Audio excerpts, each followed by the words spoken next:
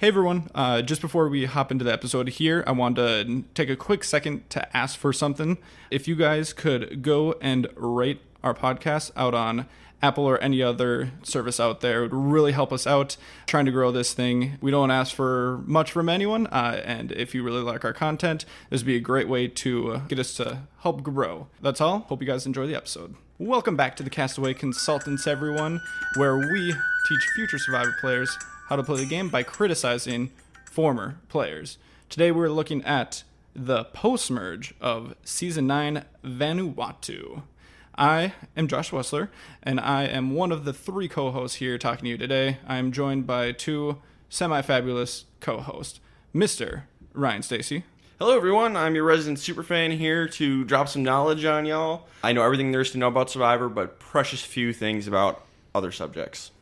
And I'm Derek Kupacek, the other semi-fabulous co-host. And on this Rewind series, for this one in particular, the post-merge of Vanuatu, I am the Virgil. I walked through this season for the first time. I had no real spoilers. And in fact, as we learned in the pre-merge episode, I was only vaguely aware of the existence of two of them. One of them is just because of conversations with Ryan, and the other one is because if you're on Twitter and follow any Survivor player, you bump into Eliza. That was all I knew. I had no idea how things were going to shake out. Pleasantly surprised, but ready to get into it. Yeah, Derek isn't even going to let me introduce himself, but that's fine. I'm not salty. Whatever. And to give my perspective on why I'm here, I've watched all these seasons except for about two of them in the entire series. Actually, no, three of them in the entire series. This one in particular, I actually tracked it down. I watched it roughly late part of 2015. So it's been about 5 years since I actually watched this. And this time around, I'm more of the memorability expert here, trying to figure out what parts of it are really important, what stand out the most, what stands the test of time of 5 years. But basically what we're going to be doing is going through each of these episodes and letting you know all the strategy moves and whatnot that people are doing right and wrong. So the whole point of the Castaway Consultants is we know you're busy people. There's 40 seasons of Survivor. Can you watch them all? Well, maybe nowadays you can. But if you cannot watch them all, we're here to tell you which ones are must-watch Survivor if you want to go back and revisit some classics. So, Survivor Vanuatu, we're done now. We finished it. Is this must-watch Survivor? Speaking strictly from the post-merge, and I gotta be honest, it kills me to say it, but no. I don't think it is. I think it is it's really compelling Survivor. It's a strong cast, but you don't really get anything new with this season. It kills me to exclude it. I know eventually it's going to become maybe a little bit easier, but so far we've seen a lot of firsts, a lot of developments in the game. This is the first time where I really didn't feel like Survivor surprised us at all. And I feel like there are things that you can get from this season. As you know, I mean, we say watch everyone if you can, but I don't think this season is a must-watch. I think this is solidly above average Survivor. A lot of great characters. I recommend it strongly, but it is not must-watch. Yeah, it all really depends on what your line for must-watch is, like what your percentage is. If I'm going to watch 50% of the seasons, yeah, I'd probably put this on that side of must watch. But if you're really being strict with what you're watching, only watching like a third of the seasons, it might not make the cut. Like Derek, I strongly recommend this. As we're nearing the end here of kind of what you might say is like real classic Survivor, it's tough to make the call. I think for the post-merge, I would say that it is must watch. I think I said the pre-merge was not. So if you're even looking at just like watching part of this season, post-merge is the one to go. There's a lot of entertaining people, entertaining circumstances. You get to see a nice bit of redemption stories in there and some good final tribal. So I think there is still stuff that you can learn from it. It might not be pure firsts at all, but I think it's still good to watch. I'm going to argue this is must-watch Survivor. And, the pre-merge is fine. The post-merge is really exciting, but, nothing we haven't seen before, really. Here's why it's must-watch Survivor. The final tribal council. The winner of this season gives arguably the greatest final tribal council performance of all time. Top 3 for sure, which I'll be really interested to go back and watch the other two and compare. But this is the gold standard. If you want a lesson on how to play the jury in the final tribal council while continuing to BS, this is how you do it. And to fully appreciate what this winner does in that final tribal council, you have to watch the whole season. just because there's a lot of context that goes along with it. Yeah, you really need the context of it. And Final Tribal Council is key. People have lost the game there before. So I think this is much watch Survivor on the Final Tribal Council alone. That said, I love the post-merge. I love the season. I'm a big fan of Vanuatu. I haven't said it as much in the past because I wanted to keep Derek's expectations lowered. But this is low-key one of my favorite seasons of all time. I love this season. Please watch it. It deserves more love than it gets. I would agree that I haven't heard anything about the season. It's telling that I have heard nothing about it, but I enjoyed it as much as I did. We are definitely in the upper quartile, if for sure the upper third of what I've seen. So I'm excited to talk about the post-merge. I'm excited to hear your perspectives, Ryan. I'm excited to hear what you remember. So I'm ready. So spoiler alert from here on out for Survivor Vanuatu. I think it's still a recommendation from all of us to go watch the season. Oh, absolutely. So go watch it and come back and give us a listen. But spoiler alert from here on out. 3, 2, 1. Chris is the best. I love Chris so much. Of the first 9 seasons, he's my favorite winner. They said something at the reunion show about him maybe, I don't remember who it was, but they said that he was the best player, it was Chad, through the first 9 seasons. And I'm inclined to agree. Best winner for sure. Best winner for sure. I think when you're looking at everything as a whole, in the first 9 seasons, if you aren't able to really bring it home, if you can't bring home the bacon, I don't know if I can call you the best, just because there is something about getting over that final hump. Chris is, I think, the first truly 100% bona fide redemption story in Survivor. And I love the redemption story because, I mean, it's just like a movie. You're always rooting for the underdog protagonist and they set you up for it. So this was a Hollywood experience in the post-merge going forward. Had to overcome some really big mistakes. I loved Chris. He made one big mistake that you can identify, and he can also identify. We talked about it in the pre-merge. We talked about it in the pre-merge. The John Kenny vote was a terrible move. And he fully admitted it and then made the best of every situation after that. Chris played a darn near flawless post-merge. The only other person I think in the conversation for best player up to this point is Rob Cisternino. I think it's those two with a bullet. I can agree with that. Yeah, that is fair, but only one of them won. That's exactly right. But I maintain sometimes the best player does not win. Yeah, Yes. You're not wrong. Yeah, I mean, that's true with like any game. Sometimes things don't go your way. Yes. And that's okay. But anyway, let's get into some Survivor Vanuatu. A quick refresher of the cast. We have 10 people left, 4 men, 6 women. And this started out as a men versus women season. For the men, we have Chad Crittenden, a teacher from Oakland, California. Chris Doherty, a highway construction worker from Ohio.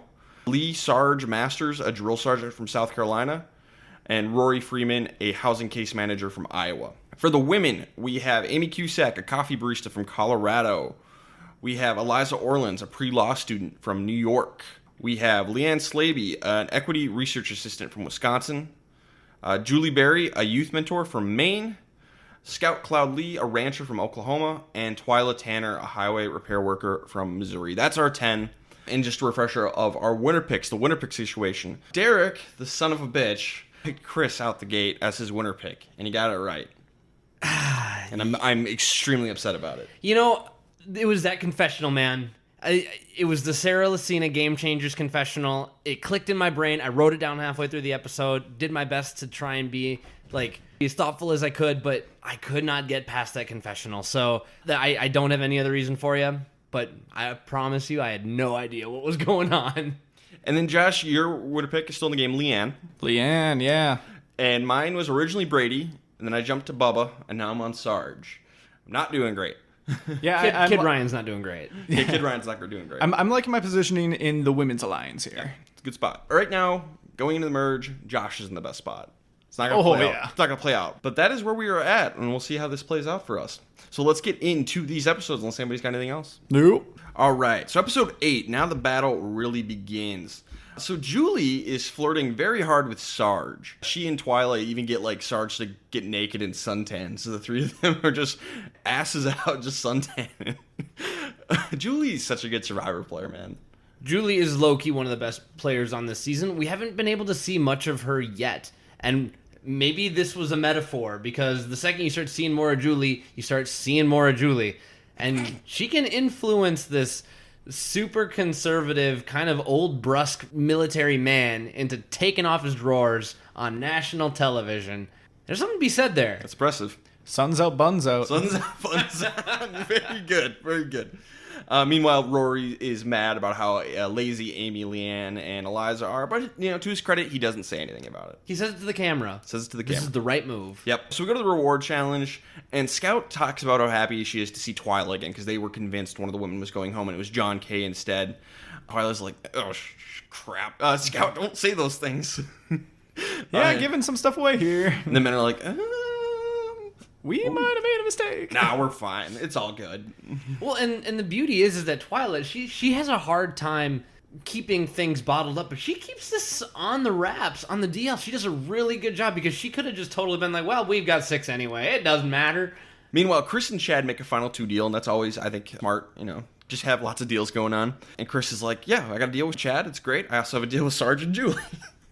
It's great. Chris is so good. I love Chris. He's one of my all-time faves. It's a damn shame that he doesn't play again. It really is. It's a crime. It's a crime. But we're going to the merge. We're getting the immunity challenge, kind of a race/balance beam. Scout wins. JK, LOL. Sarge wins. So we get this merge, and Rory's like, yeah, we got to take Amy out because she's kind of the leader of these women. That'd be great for the men. Yeah, that's the right move for the men. Absolutely. My philosophy coming to the merge is best case scenario is you just get rid of somebody who you don't know. Like, you've never been on a tribe with. You have no relationship with them. That's just like the best merge move if you can pull it off. You can't always pull it off. But ideally, an Amy boot, that'd be perfect for Sarge, Chad, and Chris. That's perfect. Especially if Rory, also in this group, is saying, yeah, she the problem. Mm-hmm. Go for it then. So the women, they want to take out Rory. So Twyla and Julie are stuck in the middle. They have an alliance with the women. They have an alliance with the men. But the women are kind of smart about this. Julie and Twyla have no relationship with Rory. Just on paper. On paper alone, their optimal vote is to get rid of Rory. And they're like, hey, can we vote on Rory instead? But the guy's like, no. You can't, no. Can't do that. Why? But yeah, that's kind of the real crux here is Twyla and Julie. Who do they vote for, Rory or Amy? Well, they're going to vote for Rory. And it's the right move. I think absolutely the right move. It's Because 6 votes even for if you Rory. want to go back to the men, you can. It's not like they're just going to reject you. Yeah, you can still do it and have the numbers to pull it off. This is the beauty of this. I know we kind of assume that there's this Julie Twyla voting block. We'll see this deconstruct eventually, but they can really do whatever they want. They are a true voting block. They can switch, like you said, over to the men at any time. Or you can say, take it down to one man and do what you want after that. They have options, so why burn bridges with your original alliance now? It just doesn't make sense. And you can repair it. Like, they'll be pissed, but you can go back to them, and if you choose to, you can fix it. So Rory's the very obvious boot here. Absolutely. And it sucks because Rory's a great TV character, and he misses out on the jury, and that could have been really fun. Ooh, I wish we would have gotten a Rory at Final Tribal. Yeah, let's vote out Chad instead. If we had gotten rid of Chad here, the jury and on might be a top tier character personality wise. Because man, those 9, this 10 minus Chad is just fantastic. I mean, even in Final Tribal I think his question was like, what was something you learned about yourself? It's like, I don't care. He's such a teacher. And don't get, as someone who's married to a teacher, Chad is such a teacher. Chad is a perfectly all right guy, but if we are talking about optimal for TV, you have to swap the Chad and Rory. But yeah, like you said, on paper, it makes too much sense to get rid of the X Factor, which is Rory. So 6 votes Rory, 4 votes Amy. Right move. It's the right 100%. move. Yep. Josh, who do you have for best player of the episode? I had Amy for basically convincing Twyla and Julie to come over, giving out a very easy candidate in Rory just on a nice silver platter, just like, here you go, this is what you should do. And I mean, good on Twyla and Julie for making the best decision with that, but Amy really seemed to kind of lead the charge from the women's tribe. I said Julie because I think that she, along with Twyla, had the biggest decision to make in the episode because she spent more time with the men and they had to make a conscious decision and a forethought decision on what the best move was for those two going forward.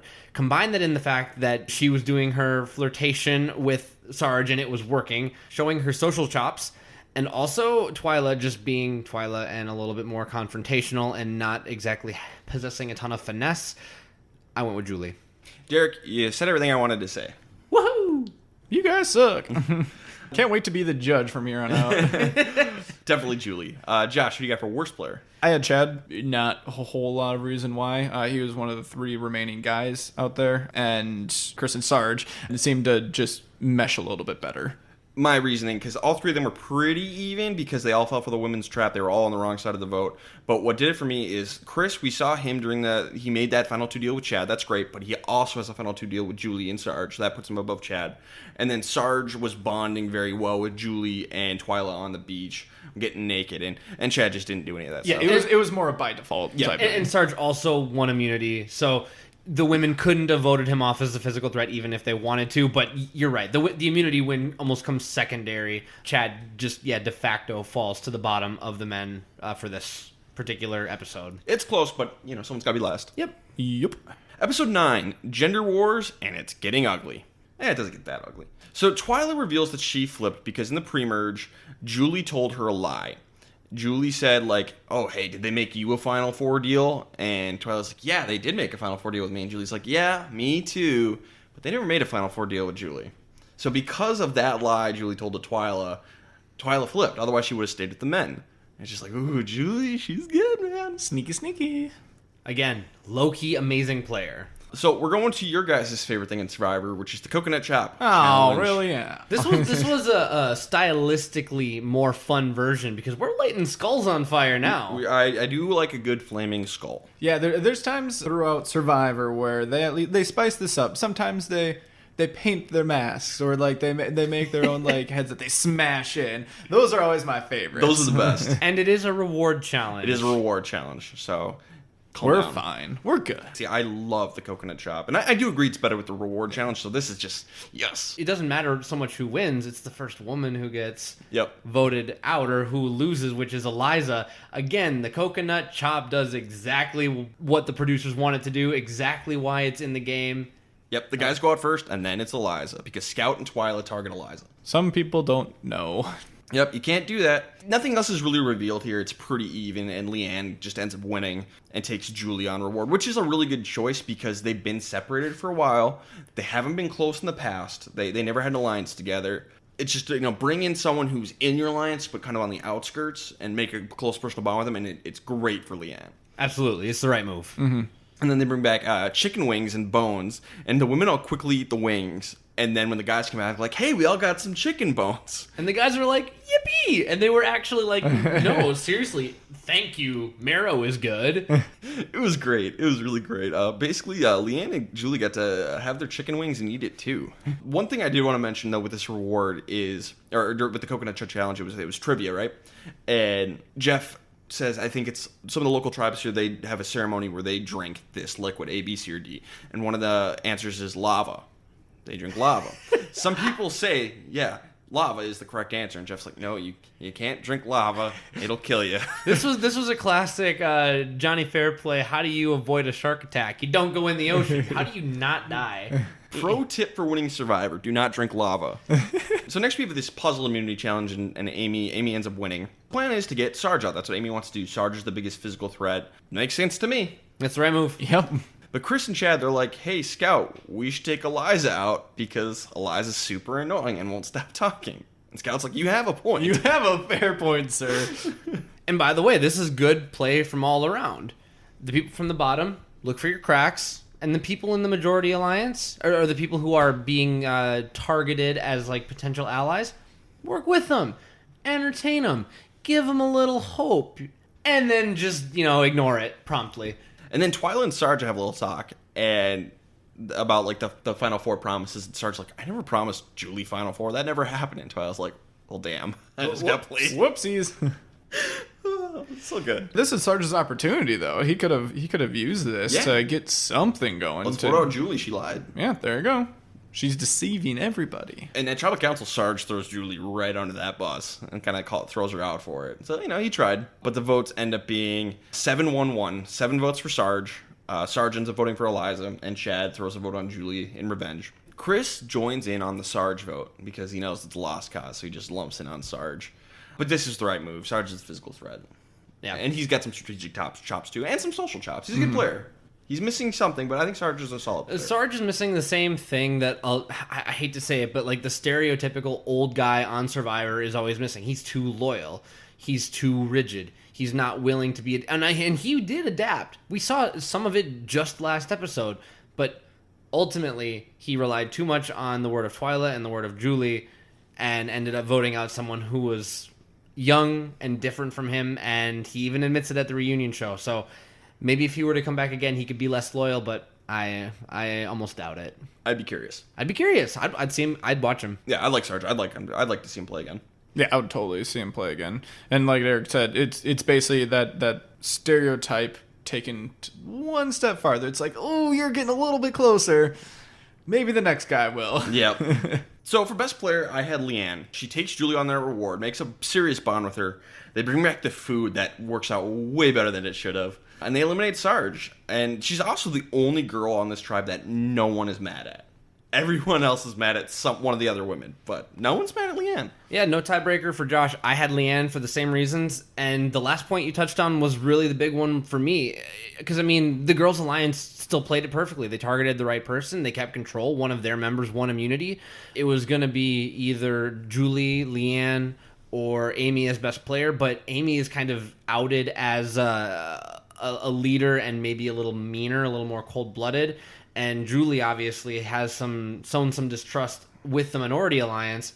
Leanne had a flawless episode, in my opinion. I think she made every right decision. So, Leanne. Yeah, and for those who might not be aware, I did not watch this episode, nor did I watch most of the remaining episodes in the post-merge. Since it's my rewatch through, I go through and watch the premiere, merge episode, and finale. So I'm normally a tiebreaker, which does not matter in this current situation. We'll see if it matters for worst player, though, because I had Scout for pissing off Eliza, playing the coconut chop very poorly and revealing the pecking order for the women, and just making Eliza paranoid in general. It's a good way to get someone to flip. I think Ryan has already persuaded me to Scout, but I had Twyla because I feel like the way that she was talking with everyone, including having that conversation with Sarge about kind of admitting her mistakes, you need to be more steadfast and sure of yourself. She ends up going with the Women's Alliance, but she is still burning bridges and generally making everybody angry along the way. But I do think that in terms of game moves, Scout probably made more tangible mistakes, especially with the situation with Eliza.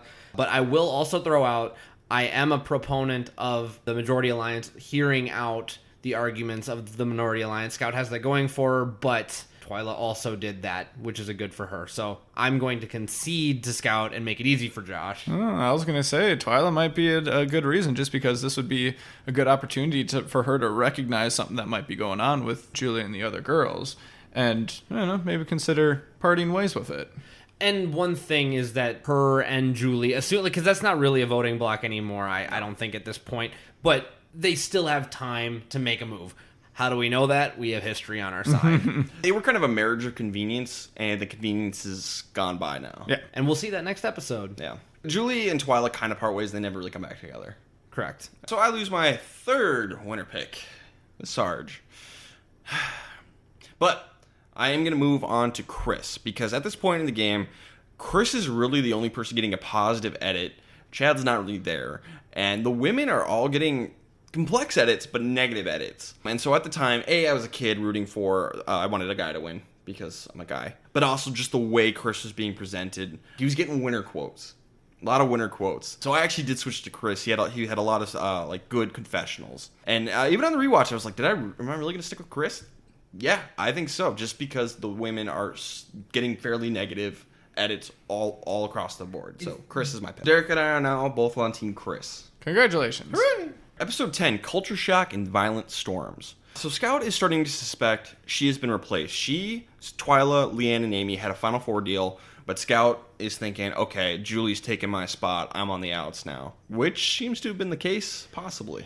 You know, Amy and Leanne are going to deny this from the peanut gallery eventually. I don't buy that nonsense one bit. I 100% believe that it would have been an Amy, Leanne, Julie final three had they had control the entire time. Scout did a really good job of recognizing this materialization, this change in forts and change in the winds, because I absolutely believe that even though Amy and Leanne, they're going to give their nods from the jury box, the peanut gallery, that, they never would have broken that alliance, I believe that they would have. 100%. Scout is right, and she is right to try and mix things up.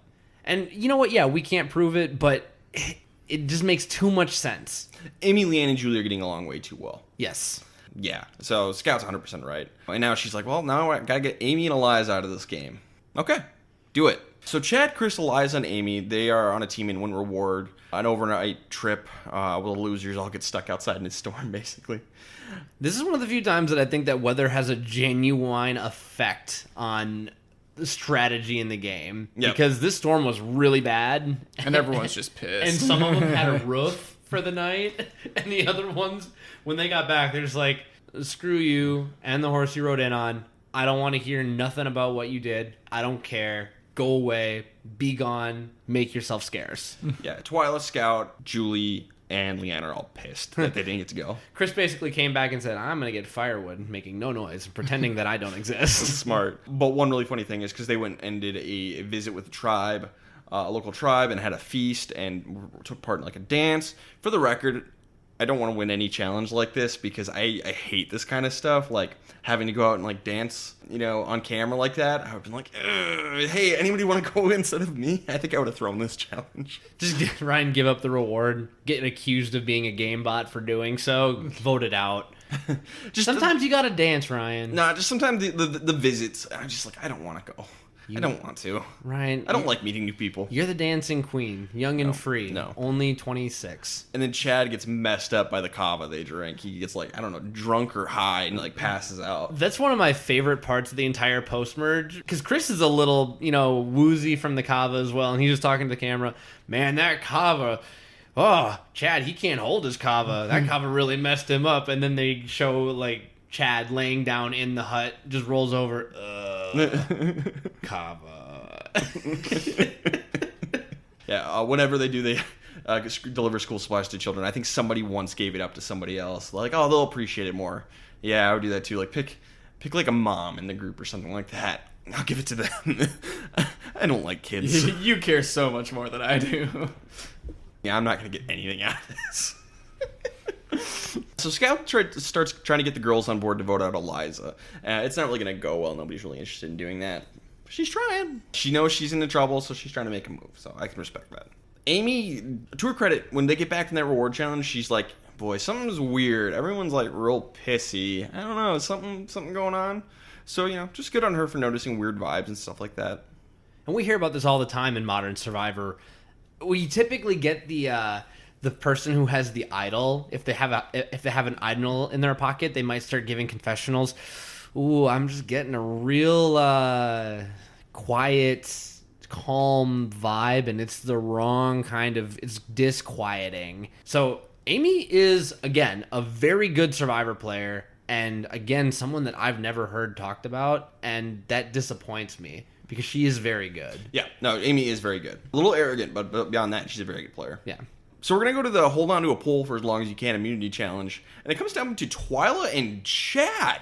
See, I immediately thought that Chad had an unfair advantage because you could dig your prosthetic foot into one of these grooves and then just try and put more weight on that side of your body. So I actually predicted he was going to win this and it was going to be hilarious. But then Twyla literally sinks her teeth into a rope and ends up winning. She's holding on by her teeth. Jesus. The skin of her teeth. Literally. It's insane. Twyla wins. It's awesome. Chad's advantage would make sense, though, just because, like, the biggest thing, if you picture just, like, the little rivets in the pole, is that, like, they're placing, like, a big toe in there and that's it. That would get sore after a while. If you don't have to worry about that, advantage you. I'm pretty sure that there's a shot of someone's big toe, like, getting cut really badly and bleeding all over the totem in some future season of Survivor. And I'm just thinking, prosthetic leg, put a nice tennis shoe on there, and you're not going to have nearly as many problems. He ended up using his thighs for most of it, and I was kind of like, why though? So it might not have been as easy as I thought. Probably hurt his stump or something. Yeah.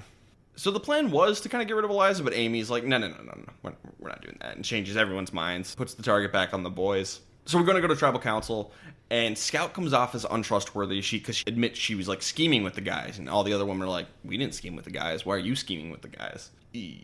Whoops. Yeah, not a great look for Scout. Maybe don't admit to such things. She's a very truthful person. Yeah, she tells the truth. For better or for worse. And usually for the worse. Yeah, most of the time when you're that truthful person, it's not going to work out for you in the end. Either people are going to take advantage of you, or people are going to see right through you and just vote you out. But it ends up being 6 votes for Chad, 2 votes for Eliza. And again, I think this was the right move. Just keep the alliance stronger at this point. But between Chad and Chris, this is the real question. And up to this point, I think Chad has the stronger social and physical game. Chris is the stronger strategic player. 2 out of 3, give it to Chad. Plus sympathy vote. Yes. That's another thing, guy. If you get to the end of the game with one leg, you're winning. It ain't going to hurt you. It's a good story. It's a very good story. So I thought it was the right move. Absolutely. I agree. It's the right move. Derek, who'd you have for best player? Leanne, I think she still has similar options going forward, even if the Women's Alliance is on shakier ground than it was previously. She's, again, a player who isn't aggravating anybody, isn't making enemies, isn't the leader, isn't considered annoying, and is low-key doing everything that she needs to do. She is playing her part in a well-oiled machine. So I said Leanne.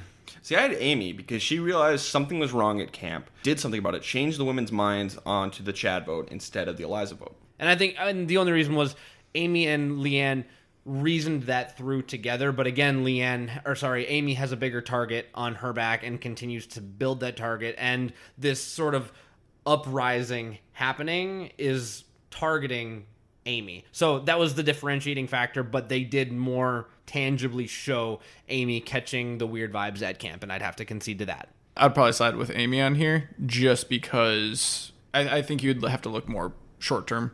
So if you're just looking at like best players, so go with the short-term payoff, and it'd have to be Amy. If you're looking for where this puts you for the rest of the game, maybe be a little bit worried that people have brought your name up.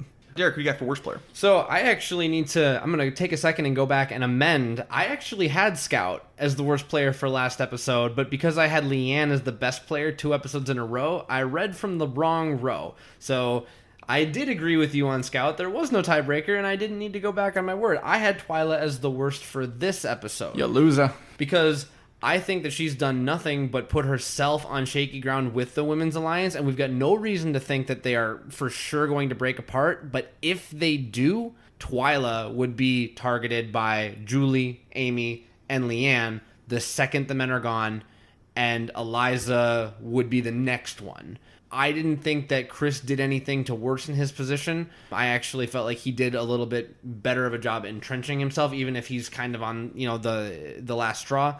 So Twyla's knocking herself down the pecking order, and Chris had nowhere to go but up. So that's why I picked Twyla. See, I'm going with Scout. Her plan ended up falling apart completely. But she's playing. She's playing, but it fell apart, and at her tribal council, she looks very untrustworthy and probably ended up worsening her position overall. So I had Scout. Yeah, I think it's got to be Scout here. Sometimes it's not great to be super truthful. If you're going to make a move, it's got to work. Yeah. Yeah, I can respect the attempt, but again, it didn't work. And usually if it doesn't work, you're usually going home. So congrats, you're not going home, but yeah, like Ryan said, you're probably not being seen in the best light anymore. Episode 11, surprise and surprise again. So Chris immediately rats out Scout and Twyla to the others, and on the plot to vote out Eliza. Just immediately tosses them under the bus. I love Chris so much. Right move. When you're the only guy left, it's basically, well, anything. Just try anything. Never give up. Anything you try might work.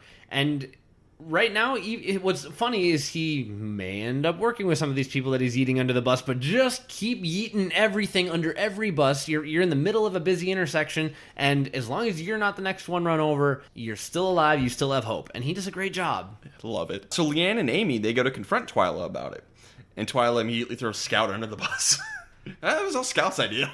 I'm not smart enough to think of something like this. Yes, you are. Yes, you are, Twyla. It's not all Scout, but it was mostly Scout. But this is where one of the biggest moments of the season. Twyla swears allegiance to Leanne and Amy by swearing on her son's name. She's obviously going to betray them later, and this is going to haunt her for the rest of the season. Everybody's calling her out for this.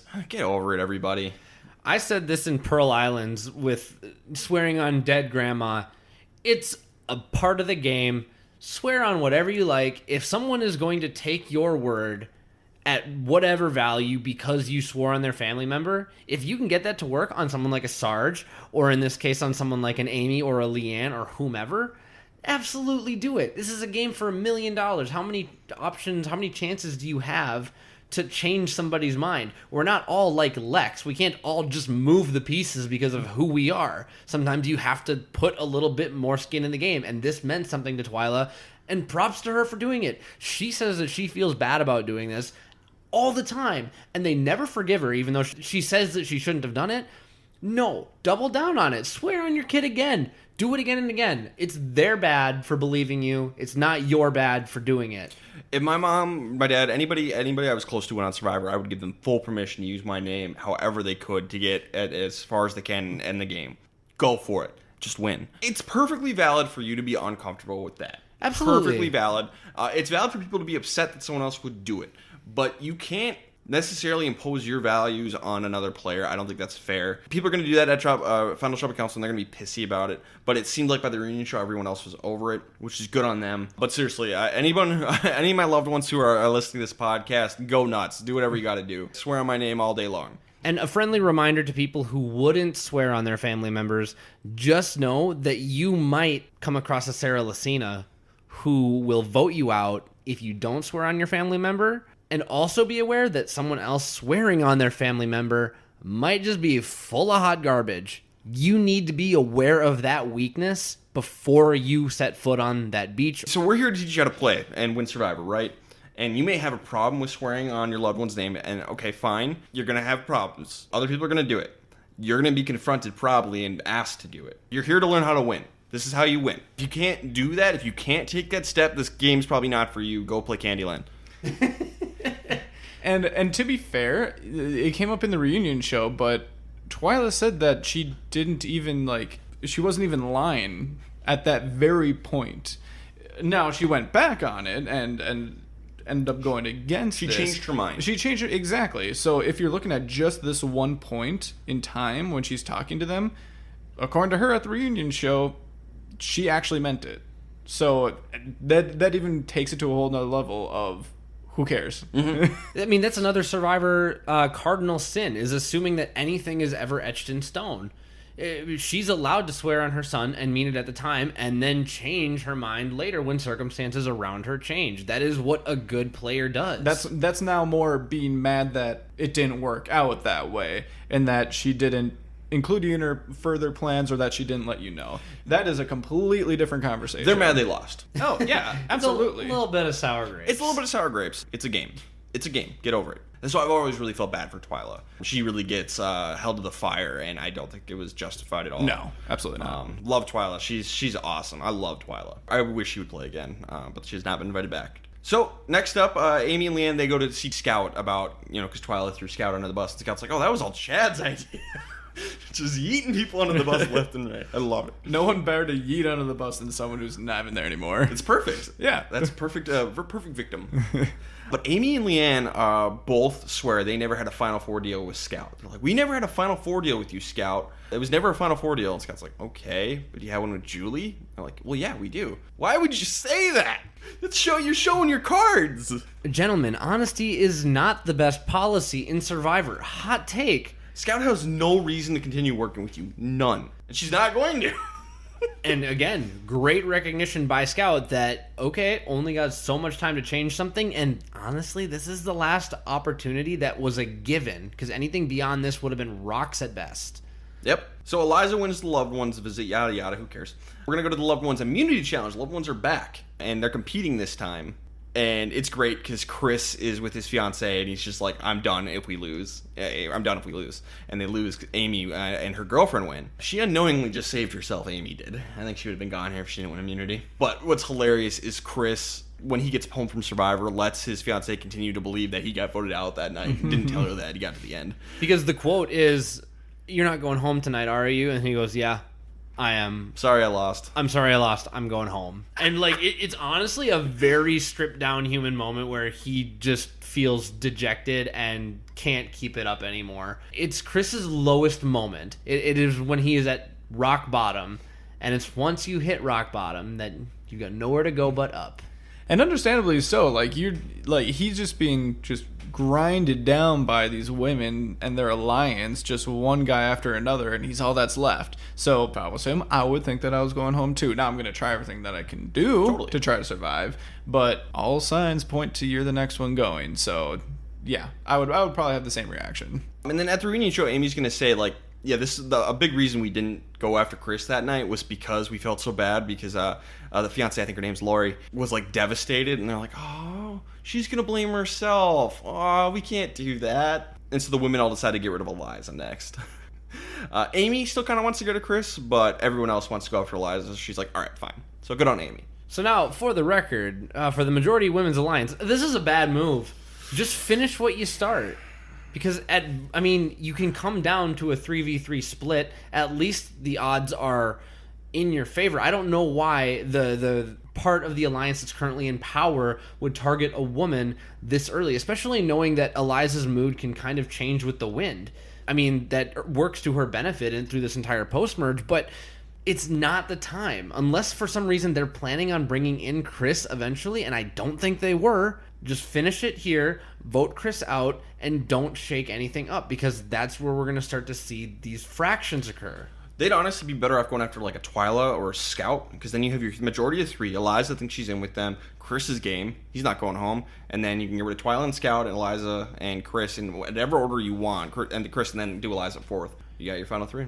Yeah, I think that's basically what it comes down to is I think it's okay to shift it up and not go after Chris, but I think Eliza is the wrong girl to go after. Eliza is the worst girl to go after for the majority 3 of Leanne, Amy, and Julie. Absolutely. Yeah. Not the smartest move, but that doesn't end up mattering because Twyla is going to go to Chris with a plan. Because she and Scout want to switch things up. Chris obviously wants to switch things up. The one person they need is Eliza. Well, Twyla and Scout cannot go to Eliza. Never will work. Chris can. And Chris will. And Twyla's like, there's one person you got to talk to. The plan is to knock out Leanne because they can't take out Amy. And Chris manages to convince Eliza to do this. He's like, you're going home tonight. They're coming for you. We can make a move. We're the final 4. That's exactly what's going to happen. It's brilliant. It's brilliant. Tribal Council, 4 votes Leanne, 3 votes Eliza. Oh my God. What a great move. And at the right time. If Scout and Twyla know that they're on the bottom of a 5-person alliance, it's in their best interest to flip. Chris doesn't want to go home, so it's in his best interest to do something to shake it up. And Eliza being targeted should absolutely flip here. So this majority group of 3, rather than keeping it ambiguous and bringing in Eliza and fostering that relationship, actually somehow managed to make a new majority on the bottom. And this, people, is, again, evidence ZZ why you don't burn bridges and why you make people feel welcome and comfortable. This is the right move. Brilliant move. And not only that, I think Amy, Julie, and Leanne are the top 3 to win a jury vote of these 7. So you took the bottom 4 people and put them on the top. You can just knock out these 3, and then the final 4 got a fighting chance. And also for Eliza. Eliza's the one person I don't think can win. There's one person in this group who can't win the game. That's always the case. I think in this case, it's Eliza. Her best bet is against Twyla. Oh, so correct. I think you could probably try to sway just like a toss-up vote and get within one and just hope you get lucky with it. They're the bottom 2. Probably going to lose, but you got a shot at least. You're there. So as funny as it is, Eliza and Twyla's best move, even though they hate each other, is to work together, and that is the best. I love when that happens. You love to see it. You love to see it. So for best player, I had Twyla. She threw Scout under the bus when she was confronted by Amy and Leanne. She got Chris on the right track to organize this whole Leanne vote, got rid of Leanne, taking the power, and she kept Eliza in the game, which is the only person she can beat. Wonderful episode for Twyla. I said Chris was the best. Because one thing that we didn't talk about when we were going through our recap is that he has somehow built up a good relationship with Julie, who keeps feeding him information of what's going on in the majority alliance. And she's been doing it kind of knowing that he's dead in the water, but also let him know that Eliza was the target that night and not him. So Chris knew that he was kind of playing with house money. He had a free pass to do what he wants. And if you have a free pass to do what you want, you're playing with house money in Survivor. You know what you do? You go all in, baby. Twyla had burned enough bridges in previous episodes to where Eliza would never listen to her and would never listen to Scout.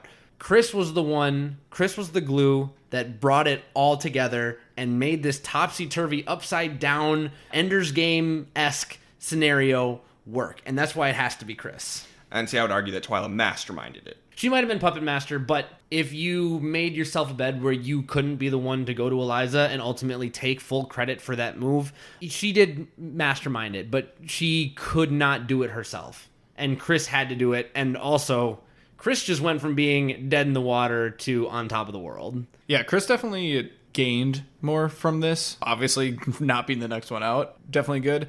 And I think that he was very instrumental for it, but I gotta give the edge to the person who actually initiates the move. So I got to go with Twyla here. Sorry, Derek. Worst player, I had Amy. The way she confronted Twyla and Scout during this episode, very confrontational. Telling Scout they never had a Final Four deal. Oof.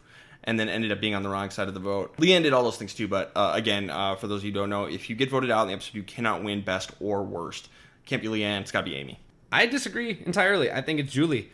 Because at least Amy won immunity and saved herself, but Julie was feeding information to Chris, ultimately got backstabbed by someone that she backstabbed, so she had some past game come up and haunt her, and is now in the same exact position as Amy, but is slightly less physically capable and less likely to be able to save herself. Also, at least Amy has big sister going on with Eliza and has some sort of bridge back into the game. You don't think that Julie has any bridge back with Chris? I think that Julie has a bridge back with Chris, but I think that she was in the majority alliance, was feeding him information, and then he used that information to go all in and completely turn the game on its head. And it might be because of Julie that Chris felt confident enough to do this. Chris is a good player. He might have tried to do it otherwise. But the fact of the matter is, they showed her giving him this information. They should have been doing something else. Voila, we have the old flipperoo. I'm going to side with Derek on this one. Sorry, Ryan. Okay. Breaking news, Josh has lost his winner pick in the end. He's out of the game. Rip. You got 6 people left. Josh, who do you remember who you went with at the time? I actually think I might. So there's only 4 people in this majority alliance now, or if it would hold through. And I don't think you can pick a Scout, and I don't think you can pick an Eliza. Who knows? Maybe Twyla will somehow bring it home. But I remember, again, me rooting for the one remaining guy. Now, I didn't think the strategy part of it as much back in the day because I was still fairly new to Survivor and everything. I wasn't thinking about like votes at Tribal and who might be more disliked. So I was more just rooting for Chris as the last guy standing. I'm feeling like I sided with him before, and I'm going to side with him again. Now more for strategic reasons, but I'm going to go with Chris as well. Joining the club. All right, we're on Team Chris. I wish your wife had watched this season because I really would like to know, like, would she be rooting for Chris or would she be rooting for the women? Oh, I already know the answer. She'd be rooting for the women. Even with the edit they're getting. Even with the edit that they're getting. Because I mean, and we all agree that this is true. We've spoken about this on the podcast before. Women will get a slightly more negative edit for doing the same things as a guy. They will be painted out as being vindictive or mean rather than being like strategic and cold-blooded, but in a positive, competitive way. Sure. I'll talk more next episode about how I feel about this. I think it's a little bit more relevant then, but I am 100% sure that my wife would side with the women on this. And rightfully so. I totally get it. Sure. Episode 12. Now, who's in charge here? Amy and Twyla get into a big fight after the vote. And Eliza defends Twyla because Amy was talking about how kind she was to Eliza and all this stuff and how Twyla was rude to Eliza. But Eliza's like, but Twyla saved me and you voted for me. Yeah, you have no argument here, Amy. But Amy's on her high horse this whole episode. This whole season. Actions speak louder than words, and Eliza's name was on that parchment. You don't really have a leg to stand on. Chad already got voted out. Sorry, that was a bad joke. Honestly, that's probably my biggest complaint about especially Amy is she seems like she's on her high horse the entire season. And it's just something that really is bothersome about her personality. I will say, it's easy as a viewer to say, don't do that. I actually kind of see it as her BSing and still trying to play the game. The problem is that you doubled down in the reunion show and at Final Tribal Council. I wish that some of these people, not just your Amy, but just like, hey, I'm going to say what I'm going to say to try and change something in the game. But who knows? Drop the facade once you get to like drop the facade. You know, we criticize Boston Rob for this as well. Like, drop the facade. You're talking to the camera. Be honest with us. Yeah, because it definitely felt the exact same at the reunion show, and that's when you kind of know it's like, yeah. So I think she might have just been on her high horse. That said, I still love Amy as a character. I think Absolutely. she's a great character person to have. I don't know if we would get along in real life. Probably not. That's okay. I don't have to get along with every survivor. You have enough friends. I have enough friends. I'm doing fine. So Jeff drives up to the reward challenge in a car. He drives up to it. So, it's the car challenge. But here's this really annoys me. So first place, second place, and third place are all going on reward. First place gets the car. No, first place wins the challenge and picks who goes on reward.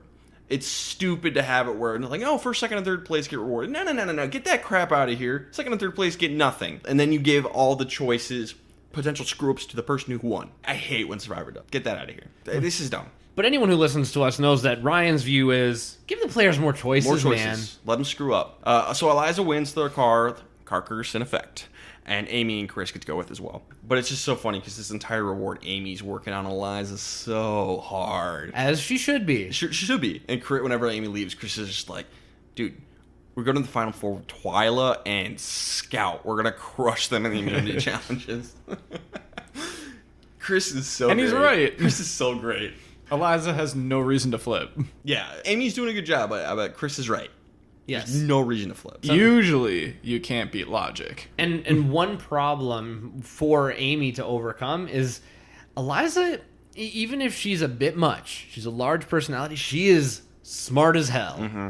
She has the cerebral part figured out. If you lay the logic out in front of her, if you lay the pieces out, she will organize them correctly. It's just she has a hard time putting pen to paper. Chris is laying it all out in front of her like, does it really make sense to go with Amy? No, it doesn't make sense. That's right. Chris kind of explains things, but I don't feel like he's mansplaining. He's not being condescending. It seems like he's being empathetic. Like, dude, this is awesome. We're going to crush Twyla and Scout. That's great. The idea of mansplaining is a real thing, right? I think that Chris is genuinely jazzed not to be on the bottom anymore. So, like, I don't think he's faking this. No. I think he's like, we got it made. Like, come on. This is Final Four, baby. This is easy. Like, they've been doing it to us. They treated you like dirt. They eliminated all my friends. We have the power now. Don't give it back. Don't fall for it. Don't do it. Chris is wonderful. Mm-hmm. We have a shuffleboard immunity challenge, which I'm not a fan of. Whatever. Chris wins. Woo! So we're going to go to tribal council. Amy calls out Twyla for, swearing on her son, and Twyla defends herself. She's like, screw you. You've been had. Deal with it. Thank you, Twyla. Thank you for saying that. Thank you for saying it. Not great for jury management, but thank you for saying it because it needs to be said. Yeah. It aged like fine wine. I love it. Yeah, defend your game. Defend your game. But it ends up being 4 votes for Amy, 2 votes for Scout. Gotta get Amy out of here. She has to go. She's way too dangerous. Yeah, nothing but bad things can come from her staying there. She's a huge, huge threat. Yeah. I just want to talk about Amy real quick. She's good in challenges. She's socially so good. Like, a little arrogant, but she can connect and vibe like nobody's business. And she has strategic chops. She is so dangerous. One of the scariest players we've seen. Someone I wouldn't want to go up against in Survivor is someone like Amy. Holy crap. What a menace of a player. Like, dang. And this is all complimentary. Yeah. I love Amy. Amy is an absolute unit of a player. It's funny that you said she's got like this scary social chops, and she's good in these physical challenges. She's Lex with Lex's missing piece of actually having good strategy to back it up. Amy is the female complete Lex player. And honestly, I would maybe just flip that around and say, if Lex could aspire to be Amy, Lex is Amy, but missing the strategic piece. So I want to make sure that I'm giving Amy all the compliments here, because I would be terrified to play against someone like Amy. And that's man or woman or whatever. She is amazing. Yeah. And I hear she plays again. Yes, Amy does play again. I am assuming, Derek, you would like to see her play Absolutely. Again. Bring her back. To me, she seems like the type of person who would probably go out in the pre-merge. But if you're that good, you're going to last. So I would love to see how she actually does. Amy needs to play again. Yeah, 100%. And I already touched on this earlier. So before we get too far away from Amy, I had to catch myself in the middle of this season where they gave her the villain edit. And I think it was because of the arrogance, which we already talked about. That might have been what they were highlighting, because she was on a high horse and she did kind of, talk down rah integrity, all of that.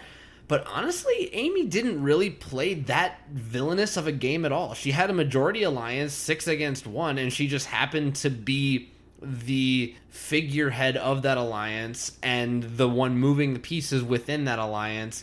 And she kind of got painted as a villain because of those things. I don't think she was actually playing that much like a villain. I just think that we had this underdog, this redemption edit coming for Chris, and Amy was the primary obstacle because she was the leader of the opposing force. So it was more of a storytelling mechanism, but I really didn't feel like she was that much of a villain. She's the main antagonist for the winner.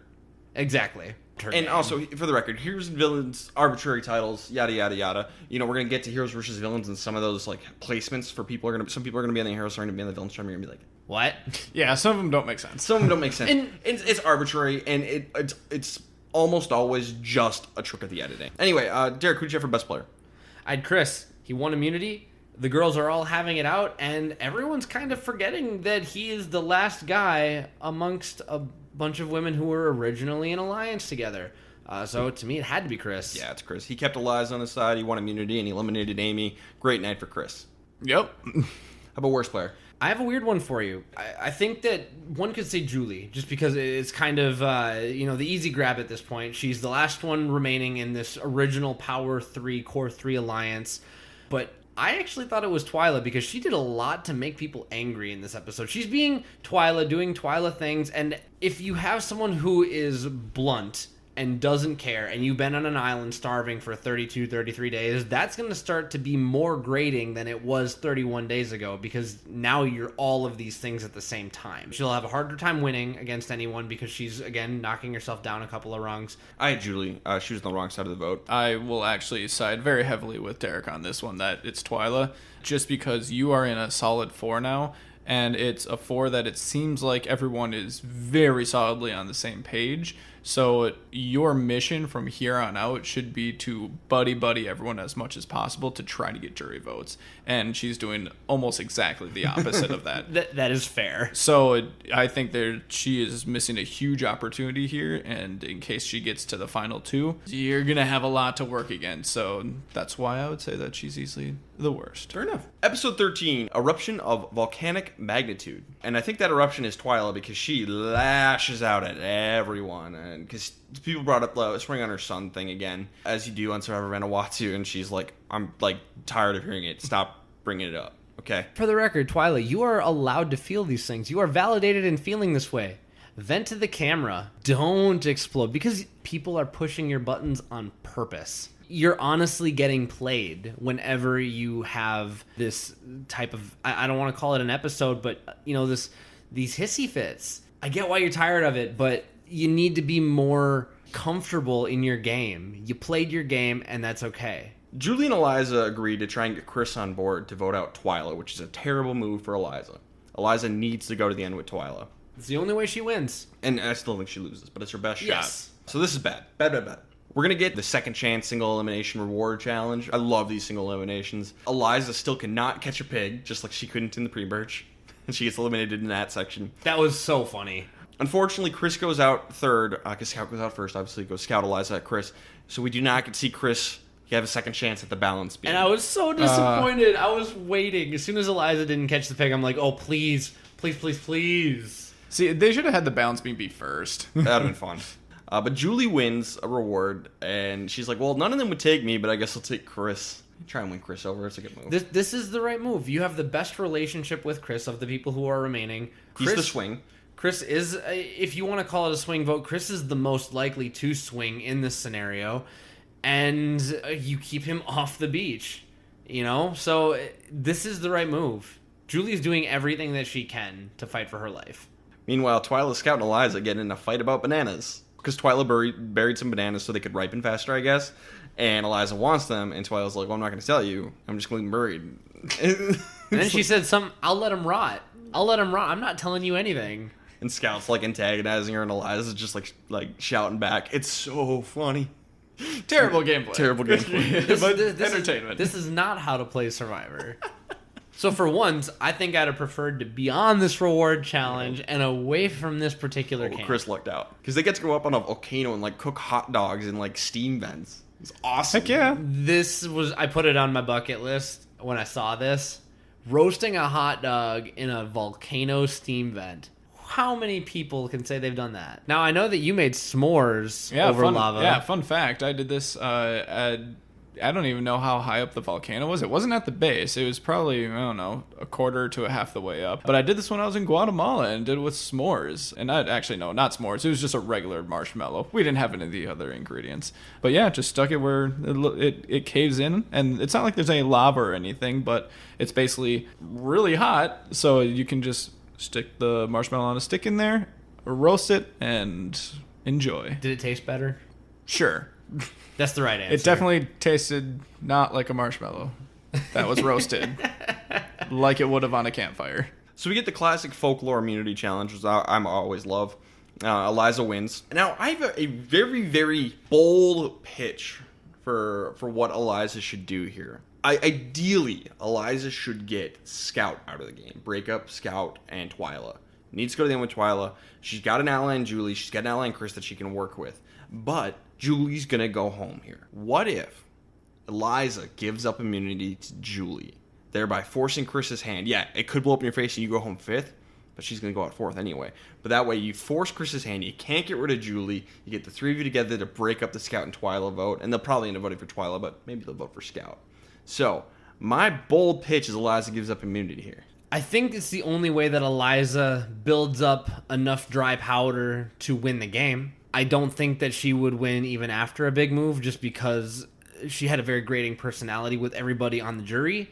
If we're talking from an individual game perspective, absolutely.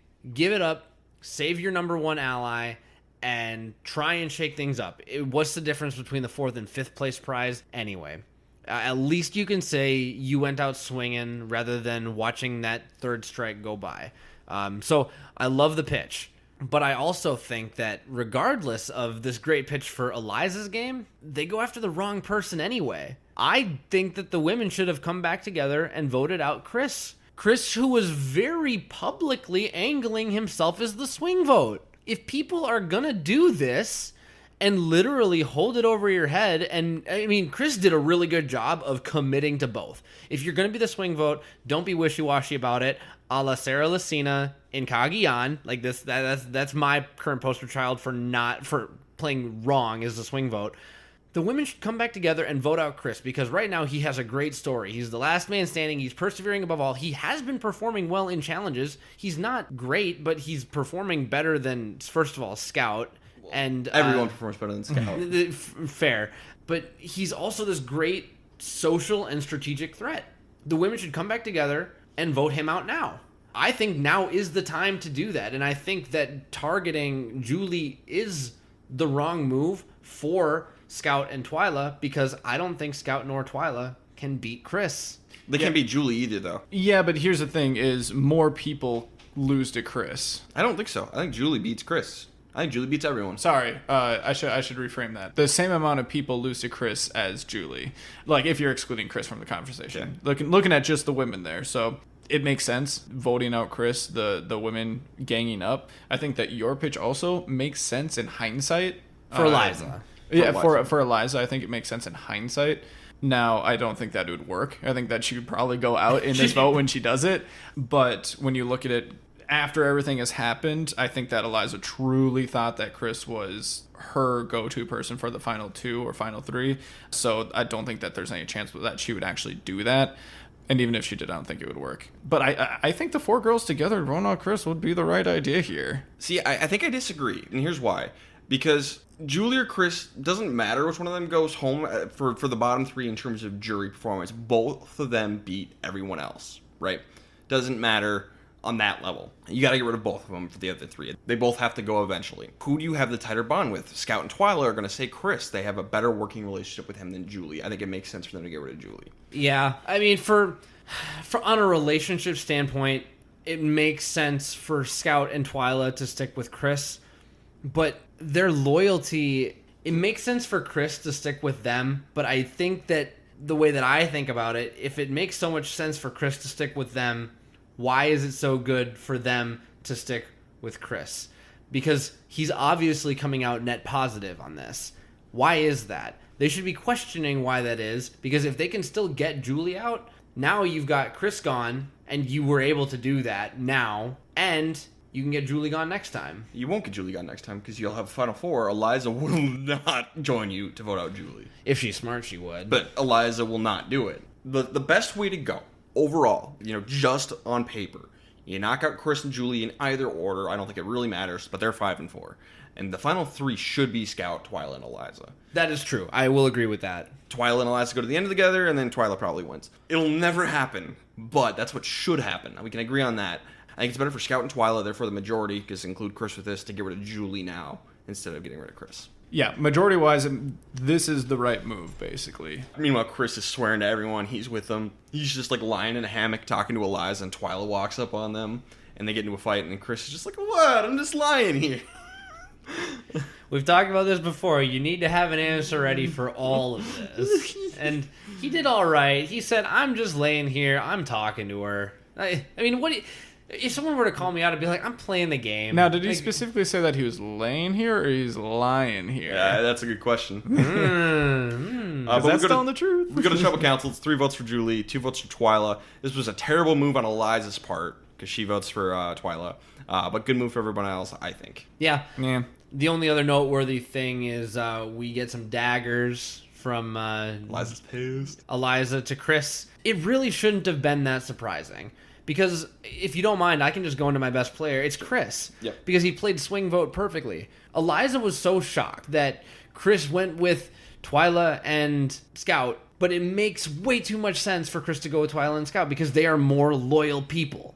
Yeah. And they've proven that. Eliza's wishy-washy, and Julie has actually backstabbed Chris before, and honestly, this is just him, in a way, getting more than even. And Eliza's better than challenges than Twyla and Scout. True. And I think the reason for her being so surprised because he's selling it so much is because you need to be worried about the whole swing vote turning on the swing vote part of it. Chris is best player for assuring Scout and Twyla so well after they get back from the reward that everything was good. Eliminates Julie. Great for Chris. Probably went a little too hard on the lie to Julie, but he was going to say that it's because he wasn't sure what he was going to do. Cover your bases. Mm-hmm. Apologize later. I guess. Yeah. Risky move for Chris. Risky. Yeah. Worst player. It's Eliza. Yeah. She threw a vote on the one person that she can possibly beat and has kind of put herself on an island of one now. Which, was she probably 4th anyway? Yeah, probably. But you're doing yourself no favors by actively working against your best interests. Fighting with Scout and Twyla, not great.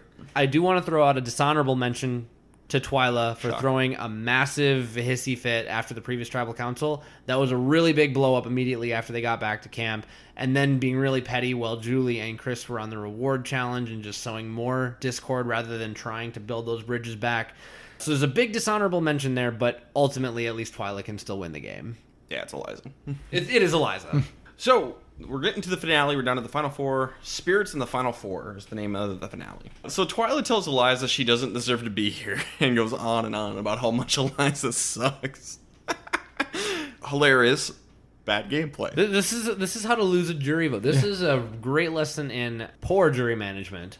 Meanwhile, Chris is just sitting there at the fire. Yep. We get a vertical maze immunity challenge, which Chris wins. Scout tried her best. She did try her best. I think she got 4 out of 10. So Chris is safe. And Chris should have been the person to go home here, but can't happen now. So Chris is trying to get Twyla to fight with Eliza some more. But Twyla's like, I know what he's doing. He's trying to make it me lose for jury vote. At least you figured it out eventually. Yeah, right at the end. Right before the 11th hour. And she'll never get tricked by Chris again. So we're going to go to Tribal Council pretty quick. It's 3 votes Eliza, 1 vote Twyla. Eliza's pissed at Chris. Death glares. Yeah, talk about daggers. So here's what's interesting. Twyla and Eliza both should have voted for Scout. Because you can't vote for Chris. You got to take out Scout. Scout made her best move getting rid of Eliza. Because, keeping Twyla around is good for her game. Yep. And he can't get rid of Chris. Now, Chris is interesting. Would he have been better served to force a tie here?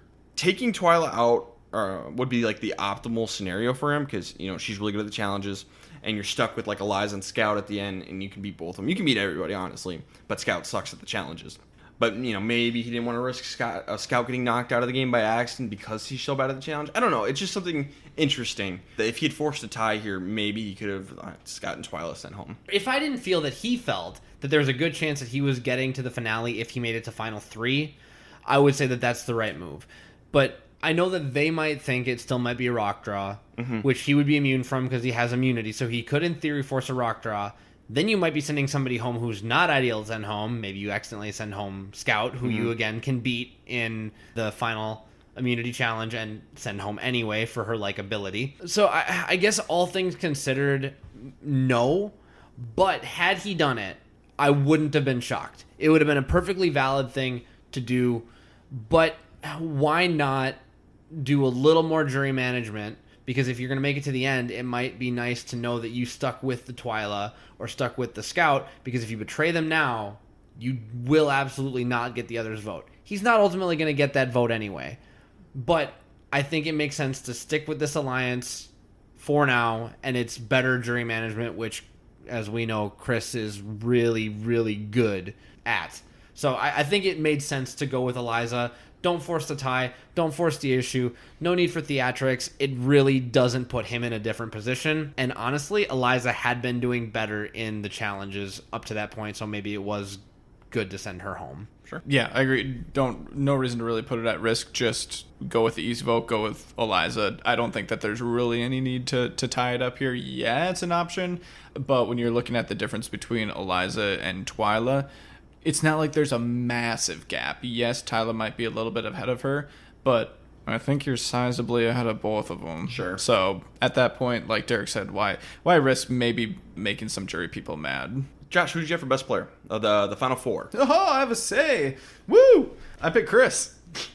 Because he won immunity and he is still around going into the final three with a very, very, very good chance of going to the final two. Even if he doesn't win immunity, he still has a shot. See, I had Scout for getting rid of Eliza, and that was clearly the best move for her, no question. Keeping Twyla in the game. I think Chris wins because, one, he's in the best position to win the game, and two, because he doesn't make a wrong move. I think sending Scout home would have been an okay move, but I do think that she was being kept around because they knew that the final challenge is a 1v1. So I have to go Chris. How about worst player, Josh? I gotta go Twyla just because she can't win now. Yeah, it's Twyla. Fighting with Eliza, voting out the only person she can beat. For the record, Twyla can no longer win the game. Yeah, thanks for the free lesson on poor jury management. It's Twyla. Like I said, like 3 episodes ago, you had a shot. Yes, you really still did. And then you basically made every single person that went out of the game mad before they left. And you still had a chance to win, and then you just destroyed your last shot. Yeah. So Eliza's going to come back and play again. You guys want to see that? No.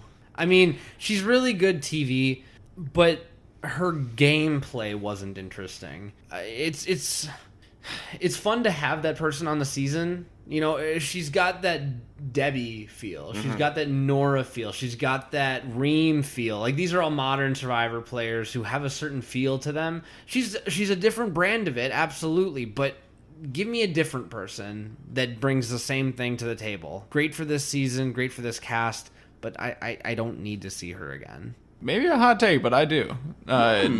Because I think that she has the benefit of some of those players without sucking. I can't stand those players that Derek brought up. I can actually stand Eliza, shockingly, even though she is obviously a little bit annoying. But she is very intelligent, and I'm very curious how she changes her game the second time around after viewing how it went this time. I think that she would take a lot from her first time around and use it to learn from it and use that her second time. And I'd like to see that. I like characters who have decent strategic games and miserable social games. They're fun. Give me more of them. Eliza counts as far as I'm concerned. Bring her back. I'm not even looking at the disaster angle, which is a very viable entertainment aspect of it. I'm looking more like strategically how she will respond. Sure. You also have that entire side of it, so yeah. I think it's really easy to find people who have zero social games. So I don't want to say like dime a dozen. You're right, but how many of them have strategic games to go with it? Not many. All right, so we get to Derek's favorite part of every season, the Fallen Comrades. I literally got up. Yeah, Derek went in the other room. I went and did other things because I don't care. You missed nothing. Bow and arrow final immunity challenge. You got to hold the bow and arrow stance as long as you can. And warrior pose. Very cool. Love this challenge. Scout goes out first. What? And she starts rooting for Twyla to win. Chris is in danger.